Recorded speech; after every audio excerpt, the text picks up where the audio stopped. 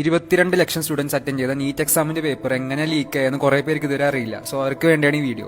ജയ്പൂരിലുള്ള 2 പേര് ഈ paper leak ചെയ്തിട്ട് മഹാരാഷ്ട്രയിലെ ഒരു പ്രസ്സിലേക്ക് ഇവർ അയച്ചു കൊടുത്തു. ആൻഡ് ഈ സെയിം പ്രസ്സിലുള്ള ഒരാൾ ആരും അറിയാണ്ട് സീക്രട്ട് ആയിട്ട് ഈ പേപ്പർ ജയ്പൂരിലുള്ള 2 പേർക്ക് അയച്ചു കൊടുത്തു. ജയ്പൂരിൽ ഈ പേപ്പർ പോണത് ഹരിയാനയിലുള്ള ഇതിന്റെ ഒക്കെ മിഡിൽ മാൻ ആയിട്ടുള്ള ഒരു ഡോക്ടറിന്റെ കയ്യിലാണ്.